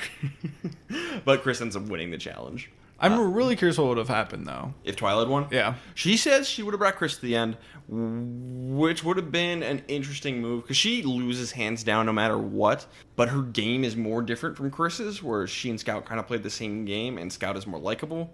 So Scout kind of wins by default. But you might be able to argue a little bit of the strategy side. Yeah. And get more than 2 votes. Yeah, I think the good rule of thumb is if you have a choice between someone who played the same game as you, but is more likable, go with the other person. Yeah. And this is specifically if you know that you've basically played the same game as someone who's in your alliance. So if you feel like you have a poor shot no matter what you do, at least go for the Hail Mary and go against someone who played a different game from you, and then try and work your positives better than the other person can work their positives. Now, if you're going against someone like Chris in Final Tribal Council, odds are you can't do that. I'd love to think that I could live up to Chris's Final Tribal Council. In my head, I certainly can. Yeah, same. But can you do that when you're not in the shower, thinking like, what would my Final Tribal Council speech look like? So I think it's the right move for Twyla to bring Chris, and I think it's the right move for Chris to bring Twyla. And I think there was also no way that Scout was winning this challenge in a million years. Scout was out. So Scout's third. This is all just kind of ceremony. At camp, Chris, though, is kind of like, wait a second. Hey, Scout, did you and Twyla have a Final 2 deal that I didn't know about? And Scout's like, no, we had a Final 4 deal. That's it. Oh, Scout. That was a bad move by Scout. It's not $1 million mistake, but it put the nail in the coffin. Yeah, in the end, I don't think it mattered because you saw the reaction by Chris. He was genuinely surprised. So I think he was prepared no matter what, whether it was the truth or not, for Scout to say, Yeah. yeah. Of course we did. So I don't think the answer would have mattered in the end. But at the same time, Scout, why? Didn't help her. Didn't help herself.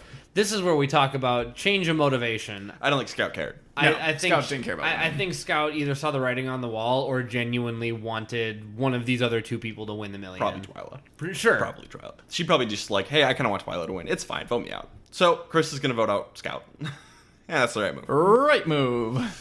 Oh, yeah, 100% the right move. Josh, who's your for best player? I went with Chris because he won immunity. And got rid of Scout. And, well, yeah, by default, yeah. But, hey, sometimes the easy move is still the right move, and we got to get credit for that. Yeah, I agree. And for worst player, I didn't have one. No. Nope, I did not have one either. Great. Moving on. Just one thing before we get to the Final Tribal Council. We see Chris and Twyla just hanging out in a hammock, and it collapses on them. Just like, it was really funny. A little physical comedy. Also, he actually, one other thing that he mentions, like, really specifically to her, Final Tribal is, you know what? We both played great games. Let's not apologize for anything. This might be Chris's best move, because Twyla isn't going to take any crap.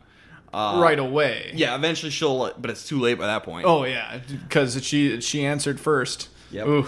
It's Chris like, I'm not going to take any crap. Oh, Chris is going to take all the crap. What would Twyla do? Twyla wouldn't take no crap, so I can't take no crap either. I gotta stand as well as I can. This might be Chris's best move of the season. This and then his entire Final Tribal Council performance. Yeah. But this... I don't know if I'd call this his best move just because I don't think it truly, made the difference between winning and losing, but it was a great move either way. I think it speaks volumes about how Chris is not satisfied. He will play this game until Final Tribal Council is done. And that is the right move.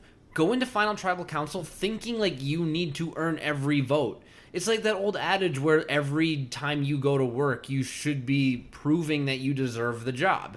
Now, however you feel about the 40-hour work week or whatever, we don't have to get into that. But Chris is not taking a day off. He's not enjoying this final He's not doing Rob and Amber. He's not doing Rob and Amber. There's a joke here somewhere, but I'm just going to leave that one alone. This is how you do it. This is playing with the other person's personality to your advantage and keeping that $1 million front and center. Okay, let's get to Final Tribal Council, and we have to talk about all 7 of them, so let's try and be brief. So Final Tribal Council, ladies and gentlemen, buckle up. We're about to see the greatest Tribal Council performance ever up to this point, and arguably to date. Opening statements, Chris said he had to overcome the greatest odds to get here. Good point. Yeah, honestly, the worst part of his final tribal is his opening statement. It felt very flat, and it seemed like there were no points to it. Yeah, he was like getting the nerves out, shaking the nerves out a little bit. And Twyla's like, hey, I wasn't perfect, but I had to do what I had to do to win. Fair enough, whatever. Yeah, both okay statements. Totally fine. Eliza gets up. She's pissed and insults both of them, calling them dumb bitches, and demands an apology. Twyla just insults her. Right back, just says, you suck. Now, we have gone on recording and said, don't ever apologize for your game. And I actually think that this is Chris's weakest part. I think that he should not apologize. But the way Twyla goes about not apologizing is about the worst way you could possibly go about not apologizing. You can apologize for hurting people's feelings. Don't apologize for your gameplay. And that's what Chris does. Yeah, and I very specifically wrote this down. And I wrote, normally you make no friends and no apologies at Tribal, but this is the time to go against that. Just because of the person that you're going against. I think is all circumstantial. And since he is going against someone like Twyla, who has made so many people mad and who you don't think is going to be apologizing and is strictly going to just say that was either her game or her personality, I think that you absolutely need to at least take one step at apologizing. You don't need to apologize, like Ryan said, for the entire thing, but take one step because that's better than the person next to you. I don't want to be a hypocrite, so I have to hold by my rule of never apologizing, but if you're going to, this is the best way to do it. No, you don't have to hold by your rule of never apologizing. In fact, you shouldn't. You can change. That's not be changed. Be flexible. That's Survivor. I'm willing to change and be flexible. So, good move by apologizing. Overall, it is a flawless final tribal council for Chris. But we can move on. I don't want to be a hypocrite. I want to give out the generic. Here is a format. Here's the format of how to win tribal council. A rubric. The rubric. Thank you. Apologize for hurting anyone's feelings. It was never personal. I genuinely like all of you. It was fun getting to know you. I never meant to hurt any of you, but I came to win, and I don't apologize for any of the moves I made. Boom! You just won Survivor. Obviously you gotta customize it a little bit, but that is the basic model. Go nuts with that. And that is literally what Chris did. And honestly, that was probably the worst part of it. Is it almost seemed like it was like too cookie cutter. Like, this is the perfect answer to each question. But for the time. Oh, but for season 9, it was seasons, elite. Chris kind of created the rubric almost. I mean, Richard Hatch created the rubric and Chris perfected it. Yeah, I'll agree with that. So Julie comes up. She's very hurt by Chris and wants to know why he lied so much to her, which is very fair because Chris, I think, did overdo it a little bit there. And Chris is like, I wasn't intending to vote you out at the time. I changed my mind in the voting booth. I never was here to hurt you, and I'm sorry for lying to you, and I'm sorry for hurting you. I feel really bad about it. Check. It's perfect.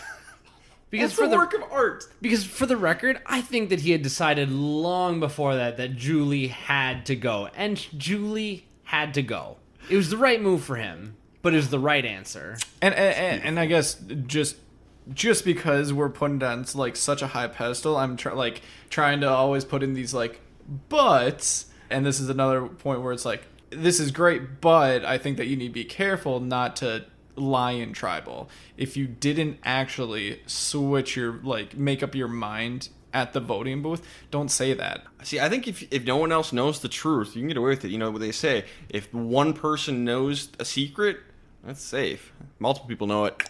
If Chris is the only one who knows, maybe he's okay. There's enough plausible deniability where Julie was baiting for a certain answer, and he gave her that answer. Mm-hmm. Yeah. And maybe then some. Like, he put a cherry on it. He customized it to what she needed, and that's great. Leanne wants to know why Twyla turned on the Women's Alliance, and she's like, well, you guys took Julie into the 4 and kind of knocked Scout out. I was scared you could do it to me. Also, I didn't really trust Amy. I trusted you. You're cool, but, Twyla is probably best answer. Try not to insult the jury when you're answering other jury members' questions. Very funny. And if you're going to, pick someone who will never vote for you. Didn't choose Eliza. Amy wants to know what attributes Chris Twyla had that she doesn't. And Chris says, you have a soft heart, Amy. You, genuinely care about people. What a comp with Salt.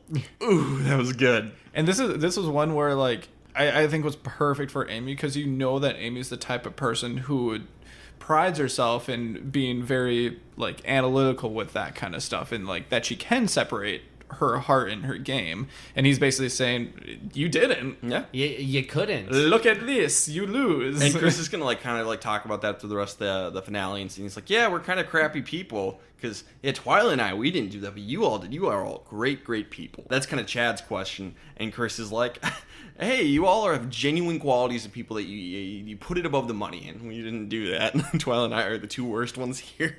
It's so good. Which is funny because, I mean, Sarge and Chad really didn't do that. He was specifically talking to the Women's Alliance where he was saying, you all had something that you put ahead of the money. I didn't. Twyla didn't. We're bad people, but we about to be richer. And I don't think Chris believes a word of that, and he shouldn't, but I love it. Oh, it's wonderful. It's rewriting the template. Also, great job lumping Twyla in with you. Say, we are here. We're trash. Do not let her get separated from me. Not when it's all your bad qualities, try and bring the other person with you, and then raise your good qualities up. But back to Amy's question, Twyla kind of says the same thing. She's harder and colder than Amy is. Same thing, and this is somehow going to win Twyla or Amy's vote to Twyla. I don't know. Which, by the way, this is a great example of positive language and negative language. Chris says, you are kind and warm-hearted, and Twyla says, I am cold and hardened. Yep. Which you think would make a difference, and she still votes for Twyla, so who knows? Sarge is brutal to Twyla, but he's like, hey, I'm probably going to vote for you because you need the money the most, but was $1 million worth swearing on your son's name? And she says no. Wrongo. Wrong answer. Thank you, Tony, for getting this one right. Say yes, they were just words. Yeah, say yeah, because if I can make his life better by winning the money, then yes, it's worth it. Right, you can do it in a nice way.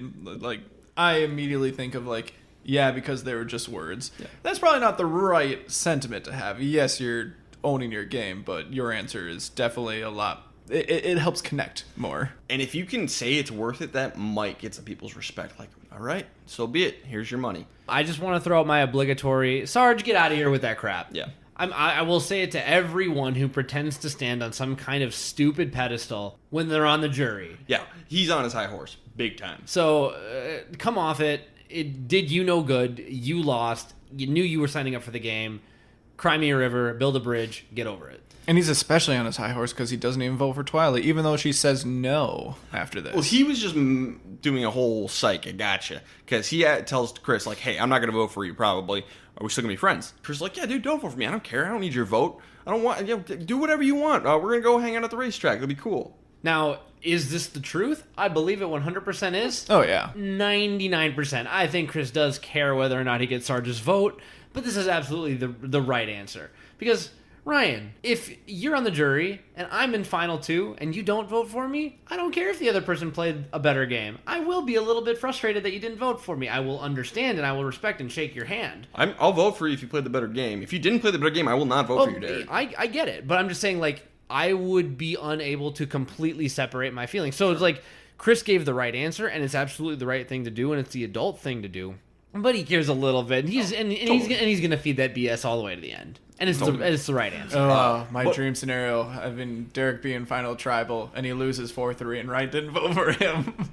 And wouldn't that be something? But I'm going to tell everyone right now so no one can get mad at me later. I'm voting for whoever made the best game, not who I like more. Derek, I can't guarantee you my vote. Sarge is going to vote for Chris. This is just a bunch of psyche bull. Anyway, Scout thanks Twyla for her honesty and calls out Chris for being full of BS. And then the closing statements, Chris is like, yeah, he called me out, Scout, but it takes one to know one. Dang. He knows he's not getting Scout, so it doesn't matter. Still hilarious. And he also knows that likely this doesn't change anyone else's votes, but just in case, maybe own up to it. And Twyla just apologizes for being selfish. But anyway, then Chris goes on a very long tangent and basically talks to every single jury member with his closing statement and apologizes to Eliza and Julie again. He's like, Julie, I don't care about your vote. I just want to mend this relationship, and I'm sorry. Guys, it's so good. I remember watching this episode. I was just on the edge of my seat. I've seen this multiple times. And it's just oh, it's beautiful. It's art. Oh, chills. This is so good. Mm-hmm. This is everything we're trying to teach in a scene.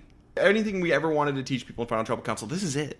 This is everything. This is a must-watch Final Tribal Council just for Chris's performance. I still say the post-merge is not must-watch Survivor, but man, oh man, you do have to bring up this jury speech. It is a thing of beauty, because even not knowing Amy and Leanne that well, he said, honestly, you guys were just collateral damage. I saw an opportunity to better myself in the game, and can you really fault me for that? Because you did it. You did it for a long time, and then I did it. And then he just gets to his buddies. He's like, we're going to be friends after this. I was the last man standing. I represented well. It was so good. Yeah, and the biggest thing is that you have to make sure that this is genuine, too. Like you can muck it up a little bit, but you can't come across as being too over the top, because then you could be seen as disingenuous, and you could lose some votes that way if you do too much here. But I think he does just the right amount. And Chris has got that natural charisma where he's just so believable. Everything he says, like his confessionals, are just like, You hang on every word. And that's the other part, is this is why the context of it matters, is that he's built these bonds with these people throughout it, so that when he actually makes these apologies to them, it matters to them, and it's not just like, oh, this is someone who I knew for how many days on an island. I didn't actually make that much of a bond with him. No, it's like actually someone whose opinion and whose relationship I care about. it's so good. I love this. Anyway, Jeff leaves via macheting his way through the jungle, then skydiving out of a plane and riding a motorcycle to the finale. Love it. Love it. Chris wins 5-2. Both Amy and Scout vote for Twyla. So the question is, did the right person win? Yes. Oh, no question. 100%. Chris had the stronger physical game, social game, and strategic game. It's Chris, hands down. It's a home run. It's a home run. Even just looking at it from a mistake standpoint, Chris made one bona fide mistake in voting out John Kay at the end of the pre-merge, and I think that was more Sarge than it was Chris. Chris was entranced by Julie and Twyla at the time, and that is to his detriment. Yep. Twyla made a lot of mistakes. A lot of mistakes. She has some strategic chops. Absolutely. And she's solid enough at the challenges. Yeah. Social game, though. Yikes. And that's the part, is that you can be 2 out of 3, but that 3 can't be a 0. Yeah. And it was a 0. Pretty much. Yeah. The only person she didn't piss off was Scout. And Chris, kind of. Even Chris would get annoyed with her sometimes. Yeah. Yeah, he made many a comment. Yeah. All right. So reunion show is kind of boring, but the segment where Chris's fiance comes out and they talk about how she didn't know Chris made it to the end, that was pretty funny, but mostly, Yeah, just like, so you just outed Chris for talking about this, but he was lying, so I guess that's all right. Like, all he did was keep his story consistent with what he told you at the time. Yep. Yeah. So, question, everyone. Best player of the season. Chris. Yeah, it's Chris. So, it's so obviously Chris that I actually just want to spend a little more time talking about how good Julie is at Survivor. Oh, okay. And how good Amy is at Survivor. Because Chris is obviously the best, but we had a lot of solid players who made a lot of subtle and flashy solid moves this season. This was a very strong cast. Very strong cast. And the game is well understood.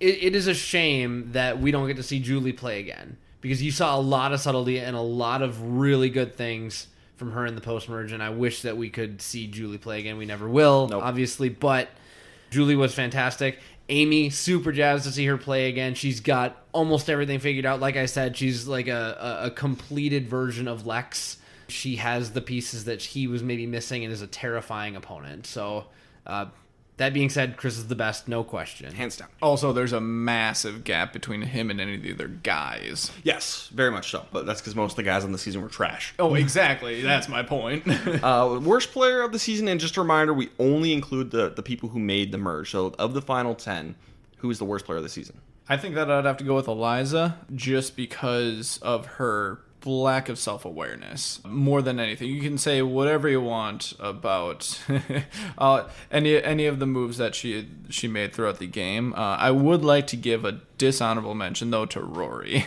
But I think out of the entire post-merge, it's basically the two of them. I think you can throw Twyla as third worst, but I think Eliza's definitely the worst player. She pissed off everyone, I think, at some point or another. Plus, she kept gunning for Twyla, so that points to a lack of self-awareness. You got to take Twyla to the end, Eliza. I think it's Eliza. Yeah, and there's enough positives from Twyla, even. You saw some good, actually a couple of good strategic moves, both in the post-merge and the pre-merge from her. Eliza was kind of being led through this game like one of Dolly's lambs to slaughter. So it kind of speaks to not only do we see that she was the worst player, but even the people who were still there also knew that she was the worst player. No one ever really let her in, and that was exactly why. Jeff, watch. Anything new, Derek? Well, apparently he gets a new girlfriend after the season. He does. And you told me that they were dating Like 3 years. as of the reunion yep. show. So it was funny to see all the little jabs at Chris. Yep. Kind of throughout that, but otherwise nothing really new to see here. One thing I did notice is he drove a car into the challenge. He did drive a car into the challenge, and this was probably my favorite, transferring the urn of final tribal council votes. That was To the live stage, yeah. inordinately exorbitant, and I loved it. Peak Jeff ridiculousness. Peak Jeff ridiculousness. He did not stand on the edge of a helicopter and salute Lady Liberty. That's true. That's the only thing we were missing. Yeah, he should have saluted Lady Liberty and then jumped out. True. Weather report? All there was to take note of was that really bad storm. Otherwise, we didn't hear too much about the bugs. We didn't hear too much about rain. We heard a little bit about some of the heat. For the most part, I didn't think that from an environmental standpoint that this was that bad of a season. Especially coming off of Season 8 where everything was miserable in the rainy season in Panama. See, it seems like one of the easier seasons thus far. Right.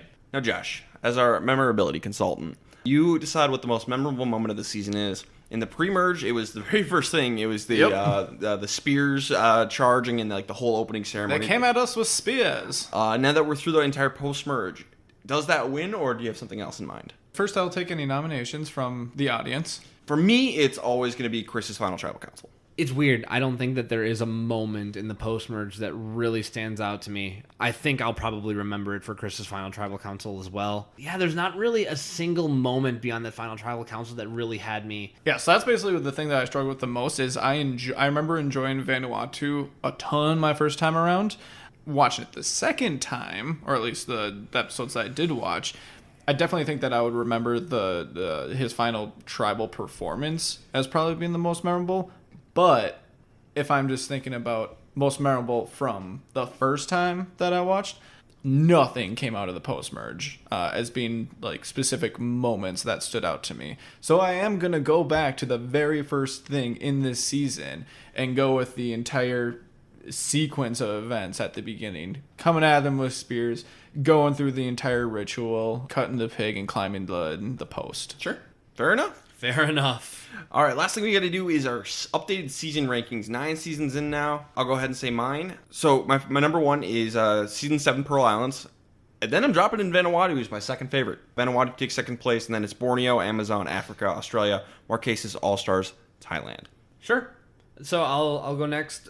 My number 1 is Pearl Islands. My number 2 is Amazon. And dropping in at number 3, Vanuatu. All right. So Vanuatu above Australia and Borneo, which would have been my 4 and 5. And then Africa All-Stars, Marquesas, Thailand. Africa All-Stars, Marquesas, Thailand. And I'm going to drop it in the exact same spot. I would like to have put it number 2 above Amazon, but it kind of goes back to the whole... I was on the fence about it until I really started thinking about the memorable moments. And there really isn't a whole lot that stood out. I remember enjoying it a lot, but I also really enjoyed Amazon a lot. Plus, they actually got a lot more memorable moments that came from it.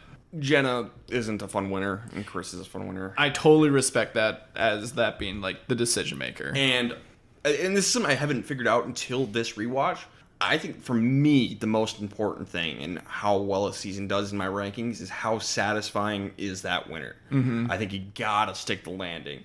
And I've been thinking about what are some of my favorite seasons, and they're the ones with emotionally satisfying winners. Chris. So that's why Vanuatu goes above the Amazon for me, but I see where you're coming from. Mine is number 1, Pearl Islands, 2, Amazon, and then 3, Vanuatu, just edging out Borneo, Australia, Africa, Marquesas, All-Stars, and Thailand.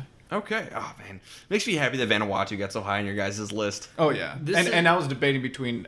it's a little bit more of a gap between that one and Borneo. It's the one that I was assigned between was 2 and 3, so it was close to 2. Yeah, like I said, this is solidly above average Survivor. It's probably going to end up, if not in, very close to a top 10 season for me. This is a good season. And like I said, it's not must-watch Survivor if you're going back and you're trying to get a little bit of everything. But I strongly recommend you go back and watch this one just because it's so good. It's a compelling story. A little slow start for sure, but Great characters. It picks up at that merge. Yeah. And it gives us an epic finale. It ramps up. It does. Unlike anything else we've seen, really. All right, so anybody have anything else? No, that's everything. Nope. All right, next time we're going to be looking at Season 10 Survivor Palau, which Derek knows nothing about. Yes, so we'll just take a second. I know nothing about Season 10. I even asked Ryan, is there anybody who I'm going to recognize when they go through the cast list? And he just said, no. Nope. So I don't know the winner. I don't know where they are. I guess they told me Palau. Yeah, they said that in the reunion show. I don't know the theme. They did say that Survivor is going to get turned on its head and everything you thought you knew about the game is changing. So I'm going to go ahead and throw out a prediction now that we're going to see the first hidden immunity idol in some form or fashion, or a clue or an advantage, but I'm going to say the idol. But other than that, I got nothing. I'm really excited for this one because I don't know anything. It's going to be good. I like Palau, but I won't say anything else. I'm pretty sure I remember liking it, but honestly, I don't remember a whole lot. So I'm excited to have my memory jogged. Mm-hmm. All right, so that'll be next time. In the meantime, this has been the Castaway Consultants. Got nothing else for you. Good night.